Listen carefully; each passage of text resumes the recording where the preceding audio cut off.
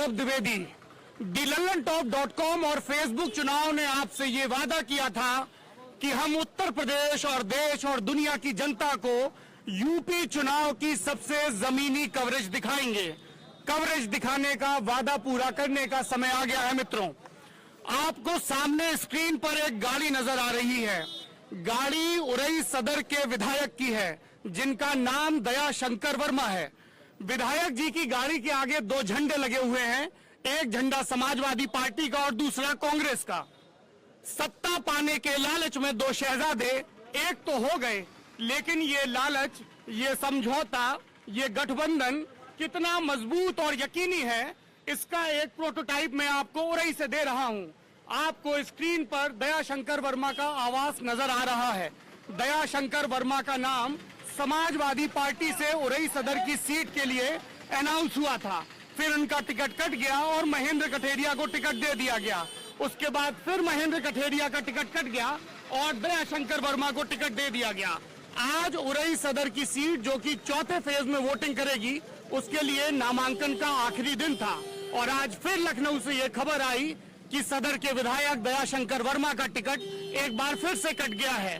Ticket के इस कटने की वजह क्या है? स्थानीय पत्रकारों से जब हमने पूछा तो उनका जवाब था कि एक महिला ने विधायक जी पर कुछ इल्जाम लगाए हैं और इसकी वजह से अखिलेश यादव की समाजवादी पार्टी ने उनकी दावेदारी से किनारा कर लिया है।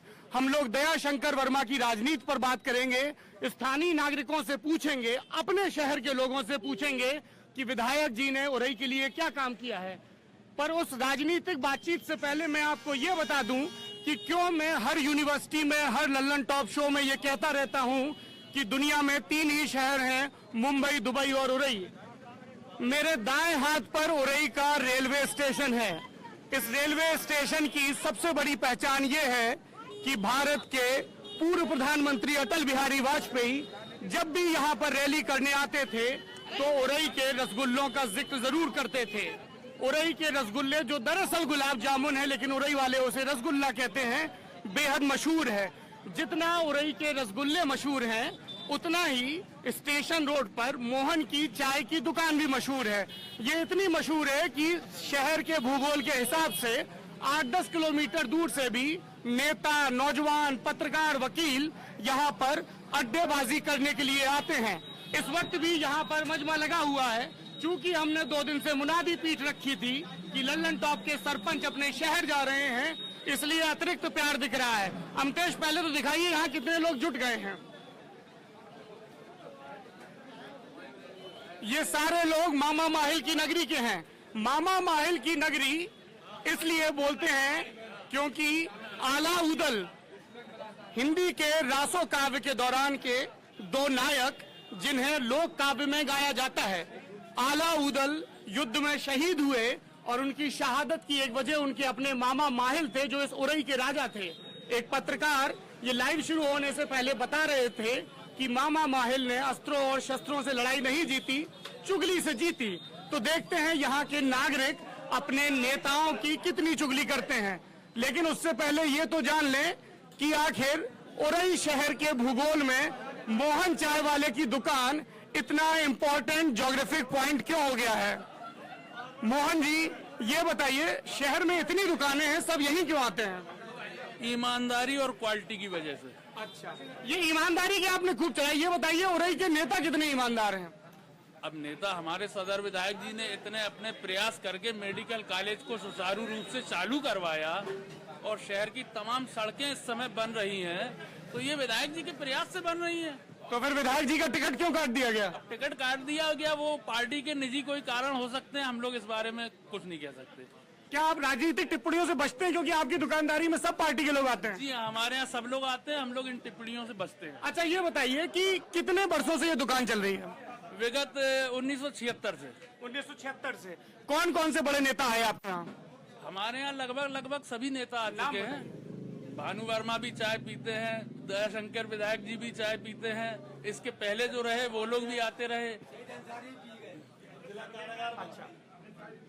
अकबर अली, भानु प्रताप वर्मा का इन्होंने जिक्र किया। भानु प्रताप वर्मा उरई की सीट से भारतीय जनता पार्टी के सांसद हैं। यहाँ पर हमारे बीच सांसद जी के पुत्र भी मौजूद हैं और भी कई पार्टियों के प्रतिनिधि हैं। उनसे एक एक करके बात करते हैं। क्या नाम है आपका? अखिलेश चौधरी। क्या करते हैं अखिलेश जी? व्यापार करते हैं, क्या व्यापार है? Battery inverter hotel. अच्छा, ये बताइए, अखिलेश यादव ने आपकी जिंदगी में कोई बदलाव लाया? कुछ हुआ आपके लिए?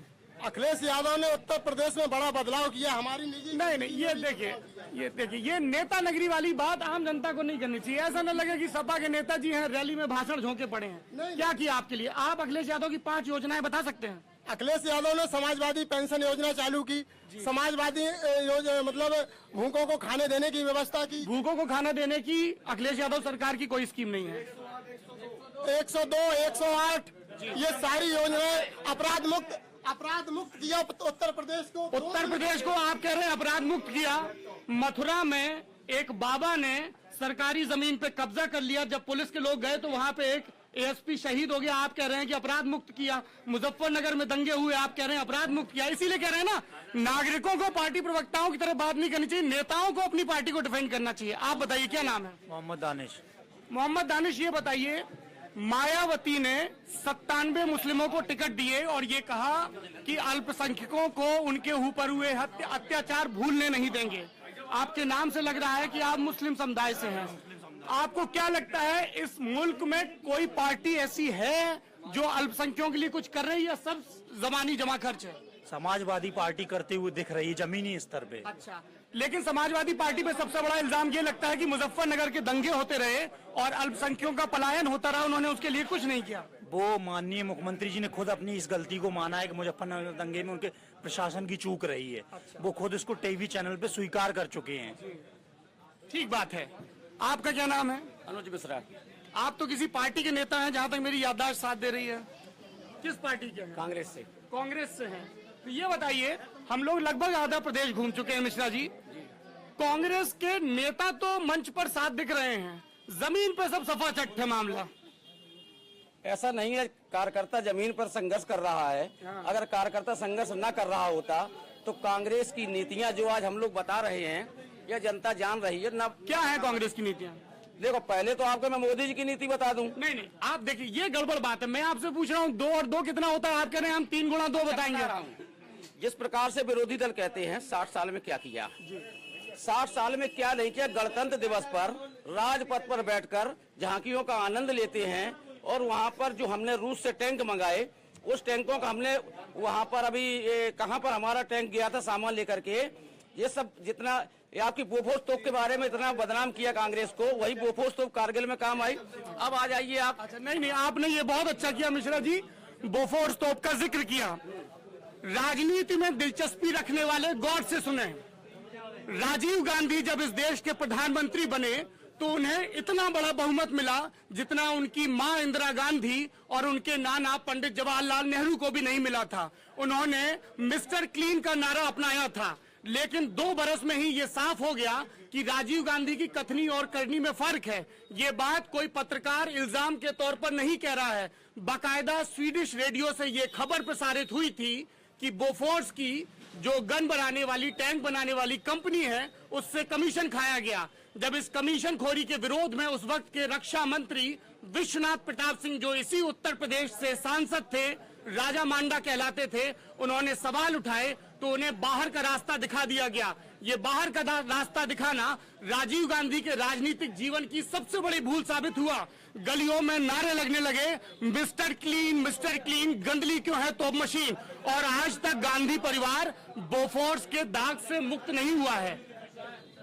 मैं आपको बताऊं, ये तो भूतकाल की बात है, लेकिन आपसे एक निवेदन है कि वर्तमान पे आइए। वर्तमान पे आइए कि 1 तारीख को स्क्रीन काली होती है, एक नमूरदार चेहरा आता है, तीनों सेनाध्यक्षों को बुला करके कहता है कि मैं नोटबंदी हो गई है। उसी 500,000 के नोटों को बंद कर दिया जाता है। उसी 500,000 के नोटों से 35 दिन तक डीजल और पेट्रोल तो बिकता है, लेकिन गरीब आदमी का दूध नहीं बिकता है, किसान को सब्जी नहीं मिलती है, उसके रोजमर्रा की जरूरत का सामान नहीं मिलता है। क्यों? वहाँ क्योंकि डीजल और पेट्रोल अंबानी का है। ठीक बात है, ये आपने अच्छा नोटबंदी का मसला उठाया, गरीबों को बहुत दिक्कत हुई। एक सैंपल सर्वे कर लेते हैं। नरेंद्र मोदी ये कहते हैं कि गरीबों को दिक्कत तो हुई, लेकिन लॉन्ग रन में इकोनॉमी को फायदा होगा और भ्रष्टाचार दूर करने में मदद मिलेगी। जिन लोगों को लगता है कि नरेंद्र मोदी की बात में दम है, वो बोले हाँ। बिल्कुल दम नहीं है। अरे अरे अरे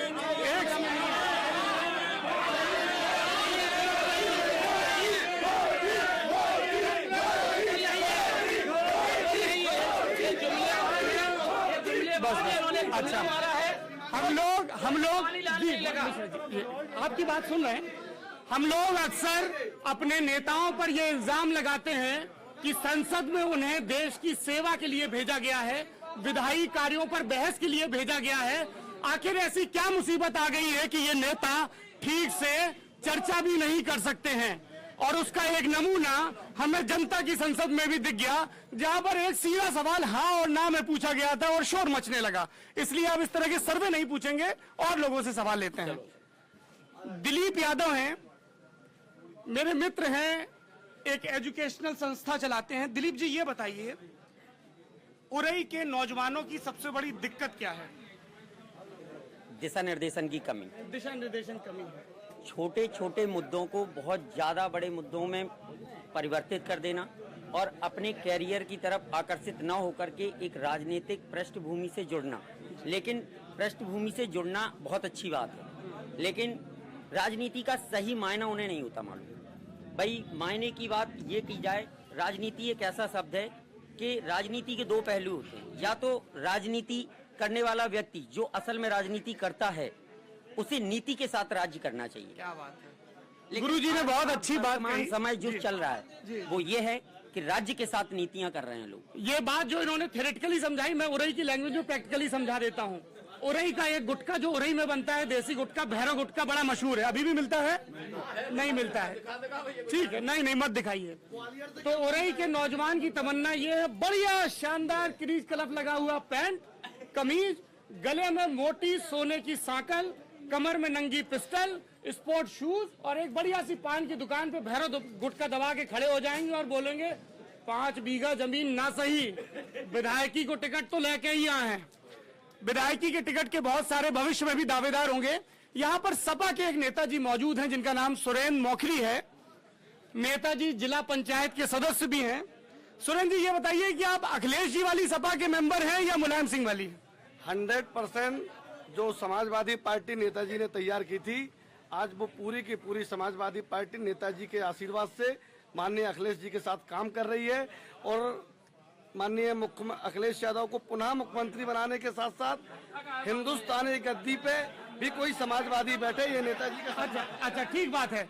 आप कह रहे हैं हिंदुस्तान की गद्दी पे समाजवादी बैठेगा। हिंदुस्तान की गद्दी पर बैठने के लिए आपको उत्तर प्रदेश का दुर्ग भेदना होगा। उत्तर प्रदेश की 80 सीटें हैं। समाजवादी पार्टी को मिली सीटें कितनी? 5। वो 5 सीटें किन्होंने जीती? यादव परिवार के सदस्यों ने, जो मुलायम सिंह यादव के परिवार के लोग थे। तो कैसे आप दिल्ली का किला भेदेंगे? देखिए, उत्तर प्रदेश में अकेले समाजवादी नहीं है, बिहार हुआ, दक्षिण भारत में भी बहुत से समाजवादी लोग हैं जैसे जो एकजुट होके हिंदुस्तान की सरकार बनाएंगे। जो 2019 में लोकसभा का चुनाव होगा, क्योंकि मोदी ने हिंदुस्तान की जनता को बरगला के एक के बदले में 10 सर लाने का वादा किया, काले धन को खत्म करने का वादा किया, विदेशों में जो काली संपत्ति अर्जित माफियाओं ने और उद्योगपतियों ने इकट्ठी की, वो लाने का वादा किया। जनता में एक उन्माद था, वो मोदी के रूप में तब्दील हो गया। मोदी को देश का प्रधानमंत्री बना दिया।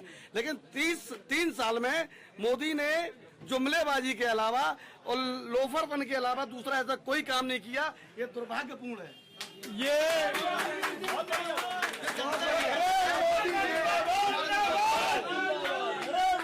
आप लोग जितने नारे लगाएंगे बातचीत उतनी अटकी रहेगी। आप आधा घंटा नारे, मैं खत्म कर दूंगा लाइव। बातचीत करनी है ना, इसीलिए तो आपके शहर आए हैं। जी, आपसे भी पूछेंगे। मौखरी आ रहे साहब, आ रहे हैं बिल्कुल। मौखरी जी ने एक शब्द का इस्तेमाल किया, लोफरपंथी। जिन लोगों को मायने समझ में ना आए हों, लोफर का मतलब होता है एक ऐसा आदमी, ऐसा लड़का जो ऐसे ही बंड बहेला बना घूमता रहता है, झूठ भी बोलता है। अच्छा, लेकिन आपने कहा कि 2019 में कई राज्यों के जो समाजवादी हैं वो मिलकर सरकार बनाएंगे।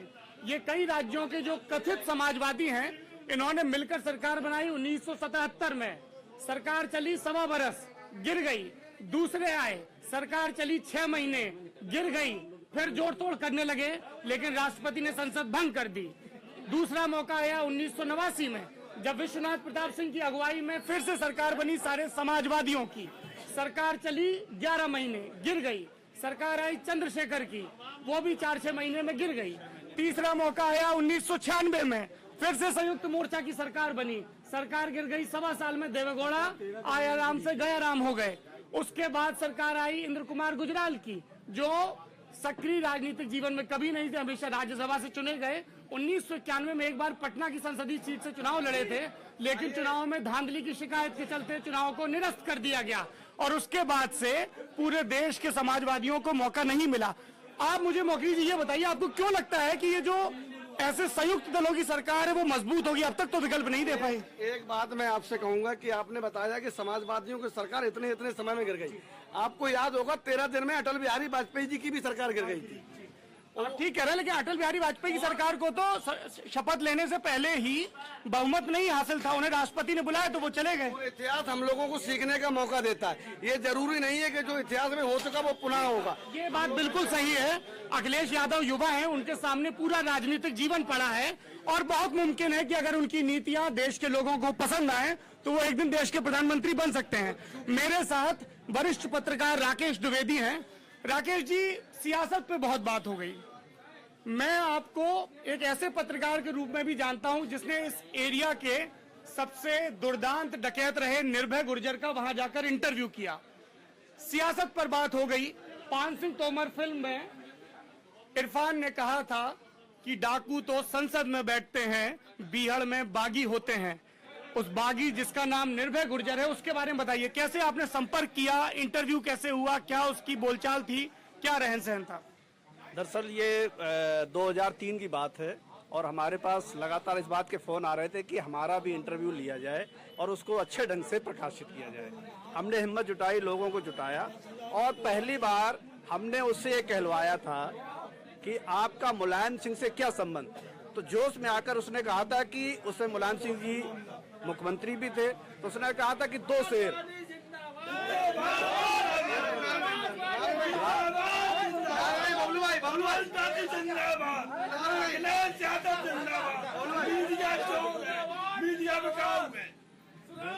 जी, और कोई इल्जाम लगाना हो तो वो भी लगा लीजिए। है? नहीं, अगर ये बताइए, अगर यूं मुट्ठी भींच के मीडिया को बिकाऊ कहने से देश का भला हो तो सुबह शाम कहिए। अगर नहीं, अगर आपको लगता है मीडिया बिकाऊ है, लल्लन टॉप 27 जनवरी को सूबे में निकला। हम रोजाना शहर बदल रहे हैं, गांव देहात जा रहे हैं, आप बिकाऊ कहते रहिए।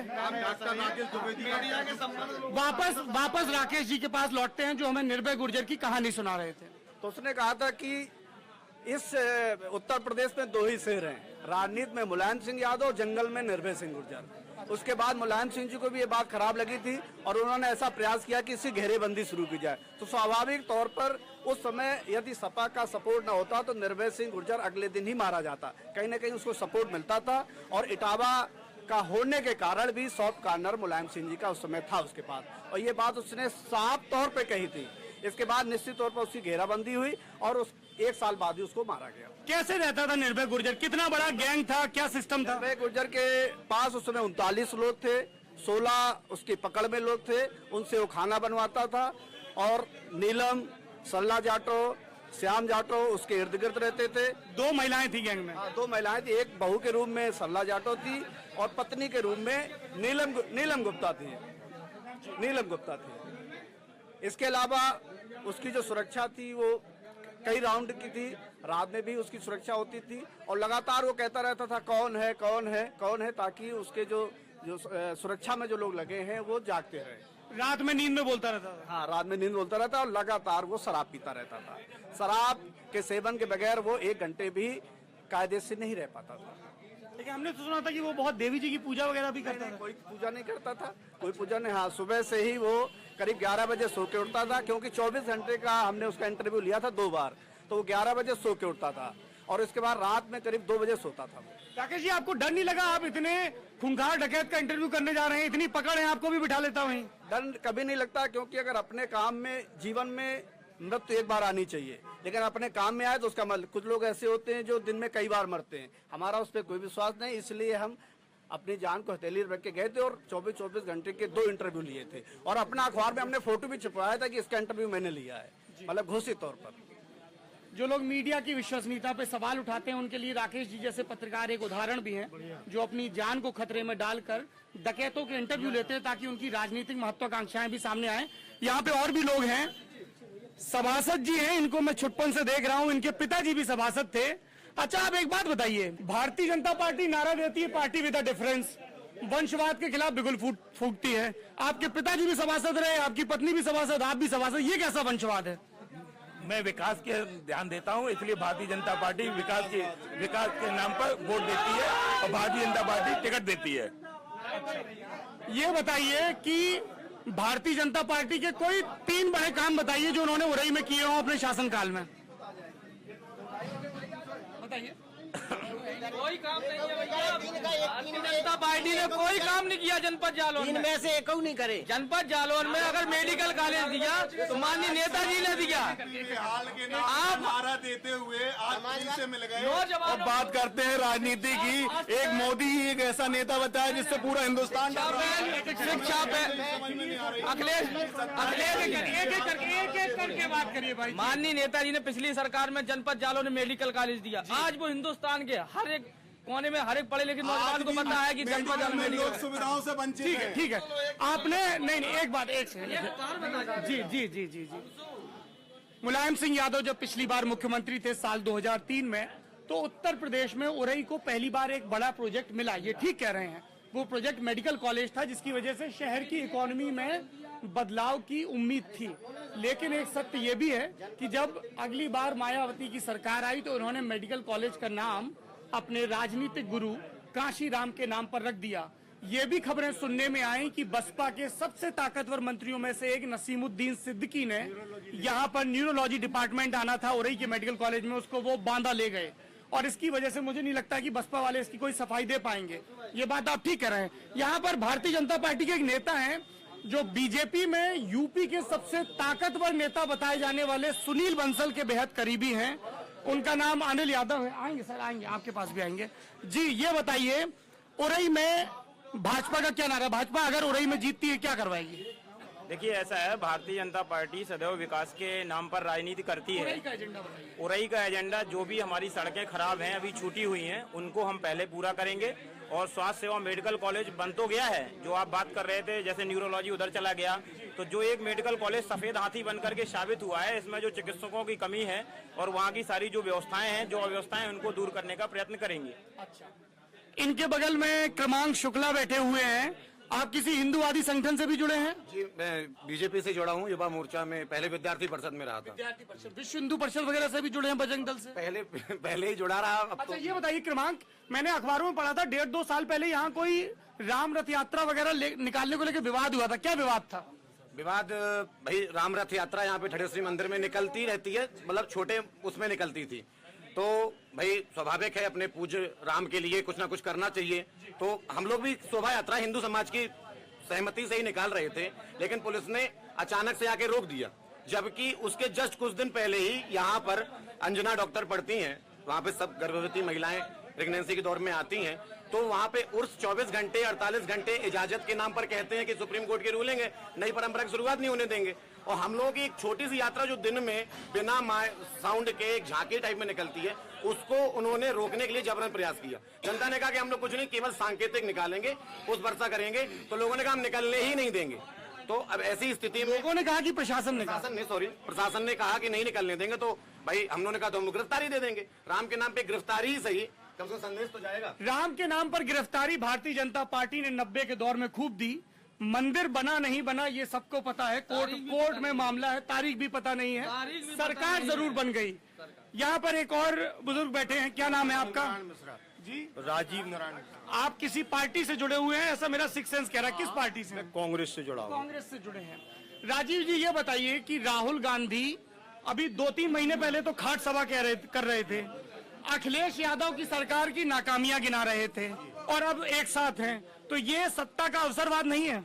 नहीं, सत्ता का अवसरवाद नहीं है, सांप्रदायिक पार्टियों को रोकने के लिए एक समझौता है। अच्छा, ये अच्छा एक बात बताइए, मैं बहुत ईमानदारी से जानना चाहता हूँ जी, ये नहीं, देखिए व्यक्तिगत नहीं हुई है, ये गलत बात है ना। नहीं, बिल्कुल आप प्रेसिडेंट हैं, सब बात ठीक है। जब भी किन्हीं दो पार्टियों को बीजेपी के खिलाफ एक होना होता है तो उनके पास सबसे अच्छा तर्क है कि सांप्रदायिकता के खिलाफ एक हुए। मैं यदि चाहूं तो, चूंकि मैं राजनीति विज्ञान का छात्र हूं, मैं ऐसे कई प्रकरण गिना सकता हूं कांग्रेस से जुड़े। हाशिमपुरा का दंगा मेरठ के पास कांग्रेस के शासनकाल में हुआ, भागलपुर के दंगे बिहार में कांग्रेस के शासनकाल में हुए, भिवंडी के दंगे कांग्रेस। तो ये सांप्रदायिकता, ये सब बड़े नेताओं से। अच्छा जी, इसका जवाब हमसे। जी। लेकिन गुजरात का दंगा किसकी वजह से हुआ? नरेंद्र मोदी की सरकार में हुआ। किसकी वजह से हुआ? नरेंद्र मोदी की सरकार की प्रशासनिक विफलता से। दंगा किसी के सरकार से नहीं कराए जाते, दंगा भावनात्मक होते हैं। जब भावनाओं में छेड़छाड़ होती है तो लोग दंगे पे उतर आते हैं। प्रशासन को उसको नहीं संभाल पाता है, लाइन ऑर्डर को नहीं संभाल पाता है, तो उसको दंगे का रूप दे दिया जाता है। इसलिए मैं किसी व्यक्ति के ऊपर और किसी राजनीतिक दल के ऊपर दंगे का नाम नहीं दे सकता।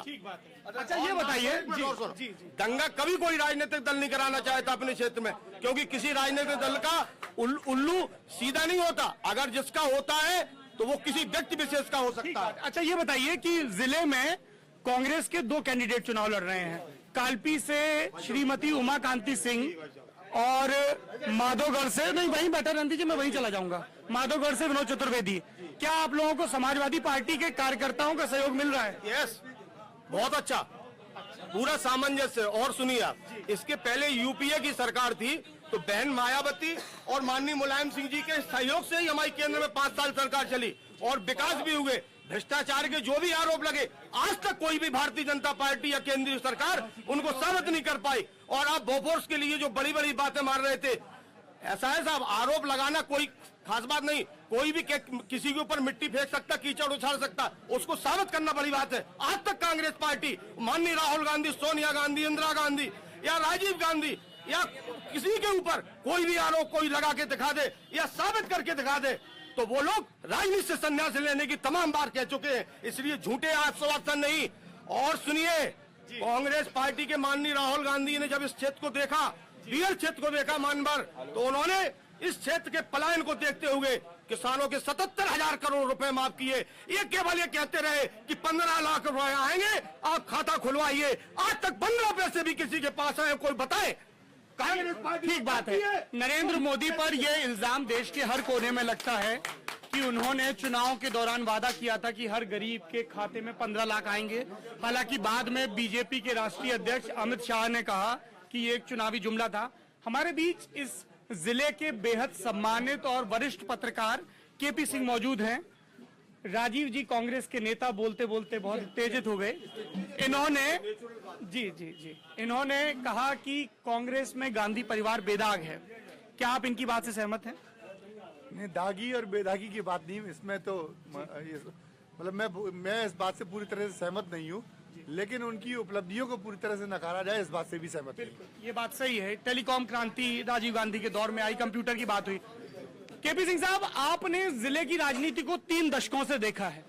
आप मुझे क्या ये बता सकते हैं, कोई एक नेता जो विजनरी था उरई जालौन के विकास को लेकर, या कोई एक नेता जिसने वाकई में बहुत मार्के का काम किया हो? चौधरी शंकर सिंह साहब को केवल 4 महीने का टाइम मिला कृषि मंत्री के रूप में। कृषि मंत्री के रूप में उनका एक विजन बड़ा स्पष्ट था। पहली बार 125 वर्ष पुरानी यहाँ की नहर प्रणाली थी, उस नहर प्रणाली में पानी का चलना बंद हो गया था। पहली बार उन्होंने इस बात को सामने लाए कि उस नहर प्रणाली का पुनरुद्धार होना चाहिए। और एग्रीकल्चर के मामले में भी झांसी से में ग्रासलैंड हो या यहाँ पे भी उन्होंने कई ऐसी नींव रखी अपने कालपी विधानसभा क्षेत्र में। उन्होंने जितने ट्यूबवेल लगवाए उसके पहले उतने ट्यूबवेल कभी नहीं लगे थे, तो हमें लगा कि एक विजनरी नेता थे।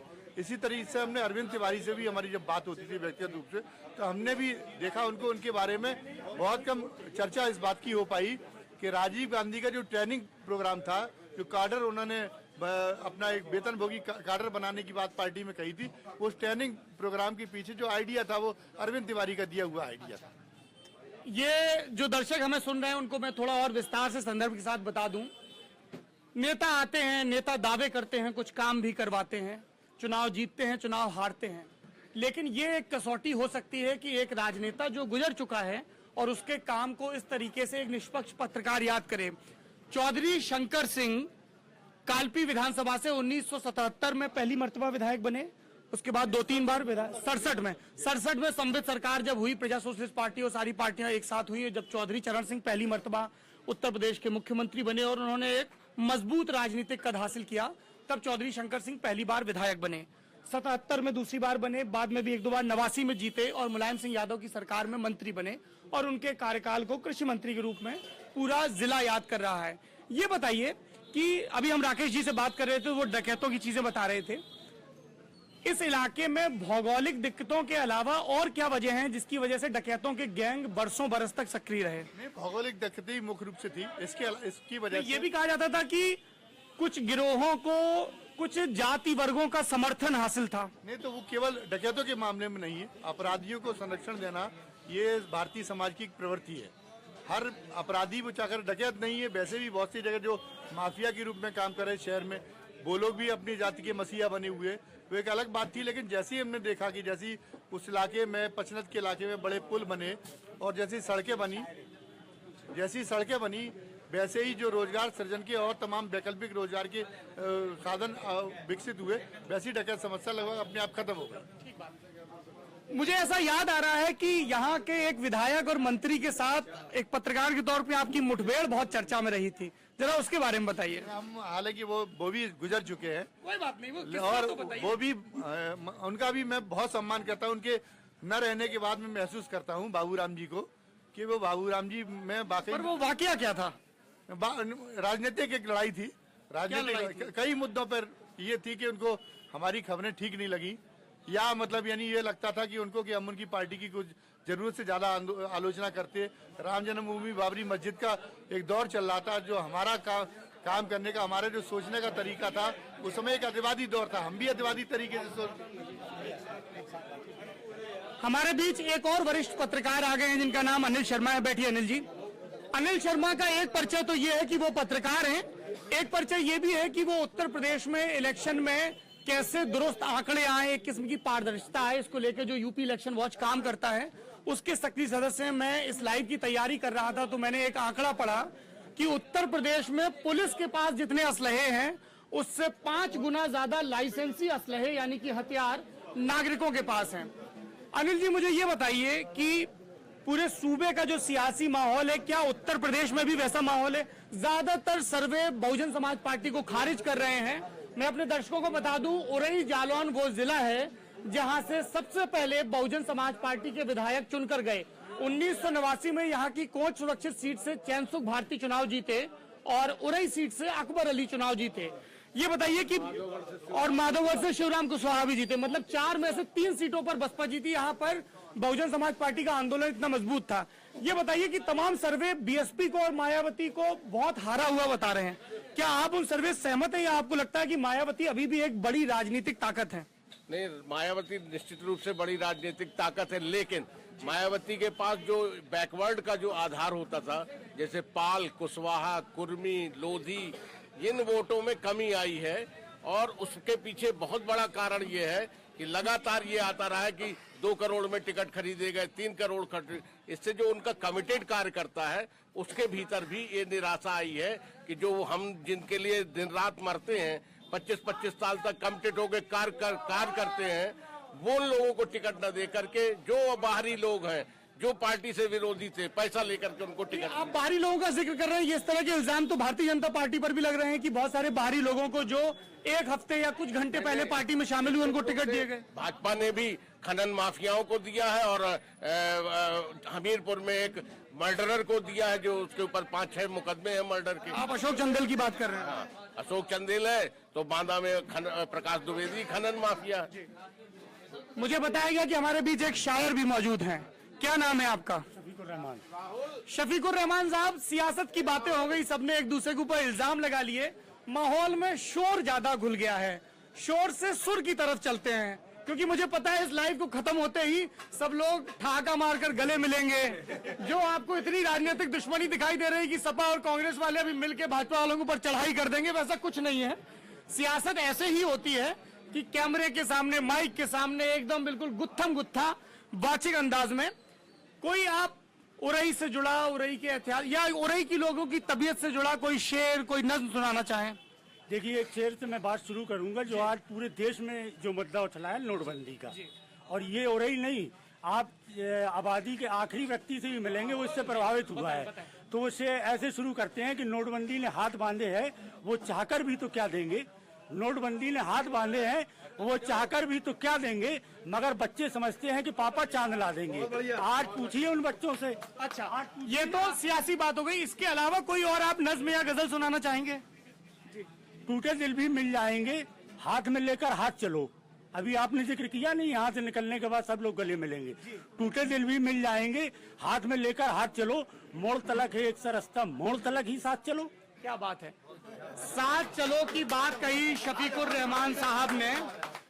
इस मुल्क के हर पार्टी के सियासतदानों को ये समझना चाहिए कि सरकार किसी की भी बने, सत्ता में कोई भी हो, प्रतिपक्ष में कोई भी हो, लोकतंत्र के प्रति सबकी जिम्मेदारी है। एक मजबूत सरकार के लिए मजबूत विपक्ष का होना भी बेहद जरूरी है। विपक्ष की पक्ष की कुछ और कहानियों के साथ हम आपके सामने फिर हाजिर होंगे। दी LallanTop.com और फेसबुक चुनाव पर उत्तर प्रदेश के चुनाव की सबसे चौचक और चौकस कवरेज के लिए लगातार हमारे साथ बने रहिए। और चूंकि मैं अपने गृह जनपद में हूं, तो बिल्कुल मायके में आई लड़की सा महसूस कर रहा हूं, और माँ ने मेरे लिए घी में पका हुआ गुड़ तैयार किया है। यदि आप में से कोई अरसे से अपनी माँ के पास न गया हो, उनको फौरन फोन लगाइए, छुटपन की बातें करिए, क्योंकि माँ के आंचल में ही सबसे ज्यादा सुकून मिलता है। बहुत शुक्रिया आपका, बने रहिए दी LallanTop.com के साथ।